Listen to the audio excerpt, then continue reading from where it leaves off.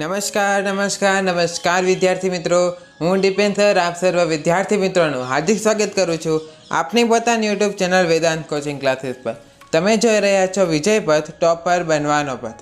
આ સિરીઝમાં આજના વિડીયોમાં આપણે જોવાના છીએ ધોરણ 9ના વિજ્ઞાન વિષયના તમારી જે વાર્ષિક પરીક્ષા 2025 છે તેના માટેના મોસ્ટ ઇમ્પોર્ટન્ટ વિભાગ બી, સી અને ડીના 2, 3 અને 4 ગુણના IMP પ્રશ્ન આજના વિડીયોમાં આપણે જોવાના છીએ કે જેમની તમારા પરીક્ષામાં, તમારા પેપરમાં પૂછાવાની ઘણી શક્યતા, ખૂબ વધુ શક્યતા રહેલી છે. તેથી વિડીયોના અંત સુધી જરૂરથી જુઓ. જો વિડીયો પસંદ આવે તો અત્યારે જ વિડીયોને લાઇક કરો. તમારા મિત્રોને પણ આ વિજય પથમાં જરૂરથી અત્યારે જ જોડી દેજો, જેથી તેઓ પણ આ વિડીયોનો લાભ લઈ શકે. આ ઉપરાંત જો હજુ સુધી ચેનલને સબસ્ક્રાઈબ નથી કરી તો અત્યારે જ ચેનલને સબસ્ક્રાઈબ કરો.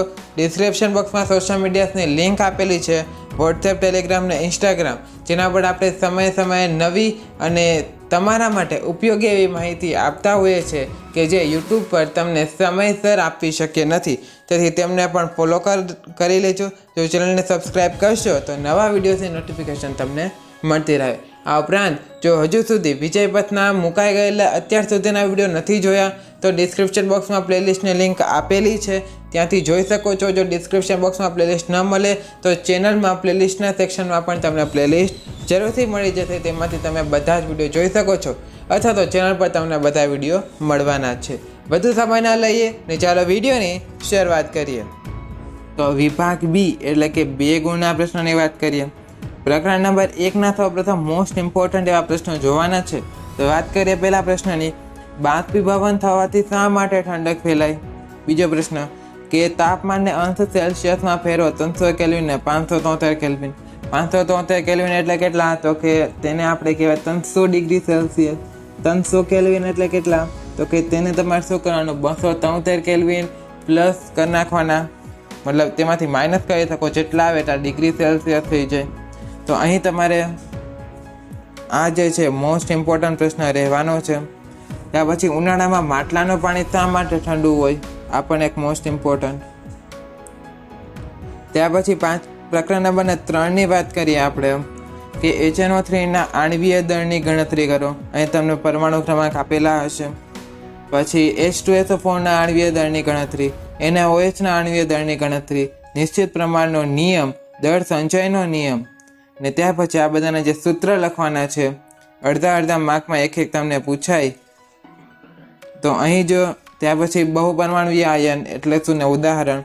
ને ત્યાર પછી પાણી બનાવવા માટે હાઇડ્રોજન ને ઓક્સિજન દળથી 1:8ના પ્રમાણમાં જોડાય છે. તો 3 ગ્રામ હાઇડ્રોજન વાયુ સાથે સંપૂર્ણ પ્રક્રિયા કરવા માટે ઓક્સિજનનો કેટલો જથ્થો જરૂરી છે? અહીં જો વાત કરીએ તો તમારે એક 8મો પ્રશ્ન, ત્યાર પછી 6થો પ્રશ્ન, ત્યાર પછી 4થો પ્રશ્ન, અને આ 3માંથી એક પ્રશ્ન, મતલબ કે ઓલમોસ્ટ આ 3 આ જે છે તમારા માટે મોસ્ટ ઇમ્પોર્ટન્ટ પ્રશ્ન રહેવાના છે. ચાલો હવે ત્યાર પછી આગળ વધીએ. આપણે પ્રકરણ નંબર 4ની વાત કરીએ તો કે સમસ્થાનિકોના કોઈ પણ 2 ઉપયોગો લખો. બીજો ત્યાર પછી તફાવત પ્રોટોન ને ઇલેક્ટ્રોન. Z બરાબર 8 તો તત્વની સંયોજકતા શું હશે? તત્વનું નામ જણાવો. સંયોજકતા ઇલેક્ટ્રોન કોને કહે છે? સંયોજકતાનું મહત્વ. અહીં વાત કરીએ તો બીજો પ્રશ્ન મોસ્ટ ઇમ્પોર્ટન્ટ રહેશે, અને એક આ ત્રીજો પ્રશ્ન પણ ઇમ્પોર્ટન્ટ છે. ત્યાર પછી પ્રકરણ નંબર 6ની વાત કરીએ આપણે તો કે પહેલો પ્રશ્ન અન્નવાહક પેશીના ઘટકો. તફાવત આપો અસ્થિ ને કાસ્થિ. ત્યાર પછી મેદપૂર્ણ પેશી પર ટૂંક નોંધ. પેશીના પ્રકારને ઓળખવાના છે. ત્વચા, અસ્થિ, મૂત્રપિંડ નલિકાનું અસ્તર અને વાહિપુલ. તો અહીં જો વાત કરીએ આપણે તો મેદપૂર્ણ પેશી અને જે તફાવત છે અસ્થિ ને કાસ્થિનો, તે તમારા માટે મોસ્ટ ઇમ્પોર્ટન્ટ છે. ત્યાર પછી હવે વાત કરીએ પ્રકરણ નંબર 7ની. તો પહેલો પ્રશ્ન કે તફાવત આપો અંતર અને સ્થાનાંતર. પછી વેગનું માત્ર સૂત્ર લખવાનું છે, તેનો SI એકમ જણાવવાનું છે, અને તે સદિશ છે કે અદિશ તે જણાવવાનું છે, એટલે કે વ્યાખ્યા પૂછી નથી. પછી પ્રવેગની વ્યાખ્યા અને સૂત્ર લખવાનું છે. વેગ ને પ્રતિવેગનો તફાવત, નિયમિત ને અનિયમિત ગતિનો તફાવત. પછી દાખલા ટાઈપ પ્રશ્ન છે કે 4 સેકન્ડમાં 16 મીટર અંતર કાપે છે, ત્યારબાદ 2 સેકન્ડમાં 16 મીટર અંતર કાપે છે તો સરેરાશ ઝડપ શોધવાની છે. નિયમિત પ્રવેગી અને નિયમિત પ્રતિપ્રવેગી ગતિ એટલે શું તેના એક ઉદાહરણ આપવાના છે. અહીં જો વાત કરીએ તો આ 6થો પ્રશ્ન. ત્યાર પછી તમારા અહીંયા 5મો પ્રશ્ન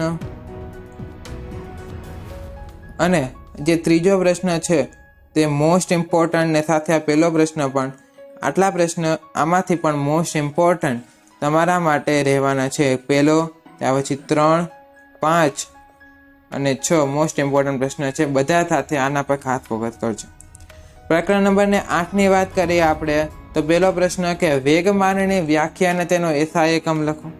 પછી પૈકી કોનું ઝડપ વધુ છે? રબરનો દડો ને તેટલા જ પરિમાણવાળો પથ્થર કે સાયકલ ને ટ્રેન? કોનું આ બંને કિસ્સામાં કોનું ઝડપ વધારે છે? તો પથ્થરનું ઝડપ વધારે થાય,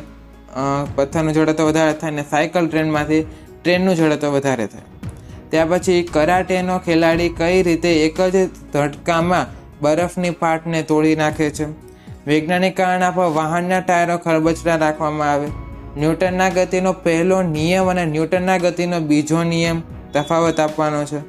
ત્યાર પછી તફાવત આપો બળ ને વેગમાન. સંતુલિત બળ ને અસંતુલિત બળ વિશે સમજાવો. જો અહીં વાત કરીએ તો સંતુલિત બળ ને અસંતુલિત બળ. ત્યાર પછી 5મો પ્રશ્ન બળને નિયમ વચ્ચેનો તફાવત. પછી કરાટેના ખેલાડીવાળો પ્રશ્ન, બીજો પ્રશ્ન. આટલા જે છે મોસ્ટ ઇમ્પોર્ટન્ટ પ્રશ્ન તમારા માટે રહેવાના છે. પ્રકરણ નંબર 10ની વાત કરીએ આપણે તો પહેલો પ્રશ્ન કે એસઆઈ એકમ પદ્ધતિમાં કાર્યનો એકમ મેળવો અને તેની વ્યાખ્યા લખો. ગતિ ઉર્જાના 4 ઉદાહરણ. પાવરની વ્યાખ્યા આપો તથા વોટ અને કિલો વોટ વચ્ચેનો સંબંધ જણાવો. ચોથો પ્રશ્ન કે 12 કિલોગ્રામ દળનો એક પદાર્થ જમીન પરથી અમુક ઊંચાઈ પર આવેલ છે. જો આ પદાર્થની સ્થિતિ ઉર્જા 480 જૂલ હોય તો પદાર્થની જમીનથી સાપેક્ષ ઊંચાઈ શોધો. આ એક મોસ્ટ ઇમ્પોર્ટન્ટ પ્રશ્ન. ત્યાર પછી ગતિ ઉર્જા વિશેનો મોસ્ટ ઇમ્પોર્ટન્ટ પ્રશ્ન તમારા માટે રહેશે. પ્રકરણ નંબર 11ની વાત કરીએ તો પહેલો પ્રશ્ન અનુમાન લગાવો કે નીચેનામાંથી કયા ધ્વનિની પીચ વધારે છે? ગિટાર ને કારનું હોર્ન. પછી બીજું પરાશ્રાવ્ય ધ્વનિ વિશે જરૂરી સમજ આપો. પછી કોઈ પડઘો 3 સેકન્ડ સમય પછી સંભળાય છે. જો ધ્વનિની ઝડપ 342 મીટર પ્રતિ સેકન્ડ હોય તો સ્ત્રોત અને પરાવર્તક સપાટી વચ્ચેનું અંતર કેટલું? અનુરણન એટલે શું? તે કેવી રીતે ઘટાડી શકાય છે? આ એક મોસ્ટ ઇમ્પોર્ટન્ટ, બંને પ્રશ્ન મોસ્ટ ઇમ્પોર્ટન્ટ રહેવાના છે. ને એક આ પરાશ્રાવ્ય ધ્વનિવાળો ધ્યાનમાં રાખજો. ત્યાર પછી પ્રકરણ નંબર 12ની વાત કરીએ કે પાલતુ પશુ ઉછેરથી શું લાભ થાય? તફાવત ગુરુ પોષક ને લઘુ પોષક તત્વો. પછી પશુધન ઉછેરના હેતુ જણાવી ભારતીય પશુધનની મુખ્ય જાતિઓના નામ લખો. ચોથો પ્રશ્ન કે ખેતરોમાં જૈવિક ખાતર ને રાસાયણિક ખાતરનો ઉપયોગ શા માટે કરાય છે? અહીં વાત કરીએ તો ત્રીજો પ્રશ્ન ને આ બીજો પ્રશ્ન તમારા માટે મોસ્ટ ઇમ્પોર્ટન્ટ રહેવાનો છે. તો વિભાગ સી એટલે કે 3 ગુણના પ્રશ્નો. તો સૌપ્રથમ વાત કરીએ પ્રકરણ નંબર 1ની. પહેલો પ્રશ્ન કે ઘન અવસ્થાના ગુણધર્મ, ત્યાર પછી વાયુ અવસ્થાના ગુણધર્મ, ને ત્રીજો પ્રશ્ન છે કે બાષ્પીભવન પર અસર કરતા પરિબળો સમજાવો. અહીં વાત કરીએ તો તમારા માટે જે છે આ ત્રીજો પ્રશ્ન ને પહેલો પ્રશ્ન મોસ્ટ ઇમ્પોર્ટન્ટ રહેવાનું છે. ત્યાર પછી વાત કરીએ પ્રકરણ નંબર 2ની. તો તેમાં પહેલો પ્રશ્ન આપેલો છે કે નિલંબનના ગુણધર્મો લખો. કલીલ દ્રાવણના ગુણધર્મો લખો. અને ત્રીજો પ્રશ્ન છે કે નીચેનાને ભૌતિક અથવા રાસાયણિક ફેરફારોમાં વર્ગીકૃત કરવાના છે. અહીં તમને જે છે બધા નામ આપેલા છે અહીં સુધી. ત્યારે ચોથો પ્રશ્ન છે કે અધાતુઓ સામાન્ય રીતે ઉષ્મા અને વિદ્યુતના અતિ મંદ વાહક હોય છે. તેઓ ચળકાટવિહીન, રણકારવિહીન, અટિપ્પણીય તથા વિવિધ રંગો ધરાવે છે. તેના પરથી તમને 3 પ્રશ્ન પૂછેલા છે. 5મો પ્રશ્ન છે કે કલીલનો પ્રકાર, પરિક્ષેપિત કલા અને પરિક્ષેપણ માધ્યમ જણાવવાનું છે 3 માટે. અહીં જો વાત કરીએ તો આ ચોથો પ્રશ્ન. ત્યાર પછી ત્રીજો પ્રશ્ન અને આ બીજો પ્રશ્ન તમારા માટે મોસ્ટ ઇમ્પોર્ટન્ટ રહેશે. ત્યાર પછી પ્રકરણ નંબર 6ની વાત કરવાનું છે આપણે કે પહેલો પ્રશ્ન મૃદુતક પેશી કોને કહે છે, તેના લક્ષણો અને પ્રકાર, જલવાહક પેશીની રચના અને કાર્ય, ને રેખિત સ્નાયુ અને અરેખિત સ્નાયુનો તફાવત. તો અહીં તમારે ત્રીજો પ્રશ્ન ને બીજો પ્રશ્ન મોસ્ટ ઇમ્પોર્ટન્ટ રહેશે. પ્રકરણ નંબર 7ની વાત કરીએ તો કે પહેલો પ્રશ્ન તફાવત આપો વેગ ને ઝડપ, અંતર વિરુદ્ધ સમયના આલેખના ઉપયોગો, પ્રવેગનું માત્ર સૂત્ર લખવાનું, તે પરથી પ્રવેગી ગતિ ને પ્રતિપ્રવેગી ગતિ સમજાવવાની, પ્રવેગનો એકમ જણાવવાનો, તે સદિશ છે કે અદિશ તે લખવાનું. આ જે છે મોસ્ટ ઇમ્પોર્ટન્ટ છે. ત્યાર પછી પહેલો પ્રશ્ન મોસ્ટ ઇમ્પોર્ટન્ટ રહેશે. પ્રકરણ નંબર 8ની વાત કરીએ આપણે તો પહેલો પ્રશ્ન કે ન્યૂટનનો ગતિનો બીજો નિયમ લખો, F = ma મેળવો. ઘણીવાર પ્રશ્ન પૂછાઈ ગયેલો અને સૌથી મોસ્ટ ઇમ્પોર્ટન્ટ આ પ્રશ્ન છે અને ખાસ ધ્યાનમાં રાખજો. ચાલો ત્યાર પછી ત્રીજો પ્રશ્ન મતલબ કે બીજો પ્રશ્ન કે ન્યૂટનનો ગતિનો ત્રીજો નિયમ લખો, વિવિધ વ્યવહારિક ઉદાહરણો દ્વારા તેને સમજાવવાનું છે. પછી શ્રી દવે પોતાની કાર ચલાવતા હોય છે ત્યારે તેમની બાજુમાં બેઠેલા તેમના પુત્ર રાજુ પર તેમની નજર પડે છે. તેણે સીટ બેલ્ટ પહેર્યો હોતો નથી. તેઓ તેમના પુત્રને સીટ બેલ્ટ પહેરવાનું કારણ સમજાવે છે. રાજુ પોતાના પિતાનું કહ્યું માને છે. તેના પરથી 3 પ્રશ્ન પૂછેલા છે. આ મોસ્ટ ઇમ્પોર્ટન્ટ પ્રશ્ન રહેવાનો છે તમારા માટે. ત્યાર પછી પ્રકરણ નંબર 11ની વાત કરીએ. પહેલો પ્રશ્ન કે ટૂંક નોંધ લખો, પડઘો, સંગત તરંગ ને લંબગત તરંગનો તફાવત, શ્રાવ્ય ધ્વનિ ને અશ્રાવ્ય ધ્વનિ સમજાવો, ટૂંક નોંધ લખો, પીચ, કંપન એટલે શું, ધ્વનિ કઈ રીતે ઉત્પન્ન થઈ શકે છે. પછી એક શહેરમાં ડેન્ગ્યુ, મલેરિયા અને ચિકનગુનિયાની બીમારી ફેલાય છે અને ઘણા બધા માણસો તેનો શિકાર થયેલા છે અને તેનાથી પીડાય છે. શહેરમાં મચ્છરોનો ઉપદ્રવ પર કાબુ મેળવવા માટે મ્યુનિસિપાલિટીના અમલદારો મેગાફોનનો ઉપયોગ કરીને આવી બીમારીથી બચવા અને રક્ષણ મેળવવા માટેની જાહેરાતો કરે છે. તેના પરથી તમને જે છે 3 પ્રશ્ન પૂછેલા છે. અહીં વાત કરીએ તો તમારે જે છે મોસ્ટ ઇમ્પોર્ટન્ટ પ્રશ્ન રહેવાનો છે. ત્યાર પછી પીચ અને પહેલો પ્રશ્ન સાથે સાથે આ બીજો પ્રશ્ન મોસ્ટ ઇમ્પોર્ટન્ટ રહેશે.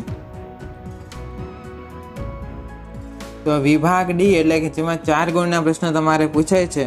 તો સૌપ્રથમ વાત કરીએ પ્રકરણ નંબર 4ની તો પહેલો પ્રશ્ન કે રુથરફોર્ડનો પ્રયોગ ટૂંકમાં વર્ણવી. આ પ્રયોગના અવલોકનો જણાવો. મોસ્ટ ઇમ્પોર્ટન્ટ પ્રશ્ન છે. આ ઘણીવાર પરીક્ષામાં પૂછાયેલો છે. ચોથો મતલબ કે બીજો પ્રશ્ન છે કે રુથરફોર્ડના એક કણ પ્રકીર્ણનના પ્રયોગના તારણો જણાવો. રુથરફોર્ડે સૂચવેલા પરમાણુના કેન્દ્રીય નમૂનાની લાક્ષણિકતા જણાવો. ત્રીજો પ્રશ્ન કે નેલ્સ બોર્સે રજૂ કરેલ પરમાણુ બંધારણ અંગેની અભિધારણાઓ જણાવો. ચોથો પ્રશ્ન સમસ્થાનિકો વિશે નોંધ લખો. પાંચમો પ્રશ્ન કે પરમાણુઓની બોર નમૂના પ્રમાણે પરમાણુય ઇલેક્ટ્રોન રચના લખો. એટલે કે 10Ne, 12Mg, 15P અને 17C1. ત્યાર પછી કે એક તત્વ Xનો પરમાણુ તેની એમ કક્ષામાં 7 ઇલેક્ટ્રોન ધરાવે છે. તો કે આ જે છે તેની ઇલેક્ટ્રોન રચના લખો, પરમાણુય ક્રમાંક લખો, ધાતુ કે અધાતુ અને ક્યુ હશે. ચાલો 10મો પ્રશ્ન પરમાણુનું બંધારણ સમજવા કયા કયા નમૂના રજૂ કરવામાં આવ્યા. ન્યુટ્રોન વિશેમાં સામાન્ય માહિતી. અહીં વાત કરીએ તો તમારા માટે આ 6થો પ્રશ્ન મોસ્ટ ઇમ્પોર્ટન્ટ, 5મો પ્રશ્ન મોસ્ટ ઇમ્પોર્ટન્ટ. ત્યાર પછી જો વાત કરીએ તો પહેલો પ્રશ્ન IMP આપી દીધેલ છે. આટલા પ્રશ્ન તમારા માટે મોસ્ટ ઇમ્પોર્ટન્ટ રહેવાના છે. પ્રકરણ નંબર 5ની વાત કરીએ તો પહેલો પ્રશ્ન આશ્રુતિ એટલે શું. આશ્રુતિ ક્રિયાનું એક ઉદાહરણ, આશ્રુતિ ક્રિયાનું મહત્વ. બીજો પ્રશ્ન કે કણા સૂત્રની રચના, વિશિષ્ટતા અને કાર્યની સમજૂતી. ત્રીજો પ્રશ્ન કે નીચે આપેલી માહિતીને અનુરૂપ અંગિકાઓના નામ જણાવવાના છે. કોષનું શક્તિઘર કયું, કોષનો પરિવહન માર્ગ ને કોષની પાચક કોથળી ને કોષનો જે નિયામત એકમ છે તે. આ આખો એક 2 ગુણનો પ્રશ્ન થયો. આ આખો તમારા માટે 2 ગુણનો પ્રશ્ન થયો.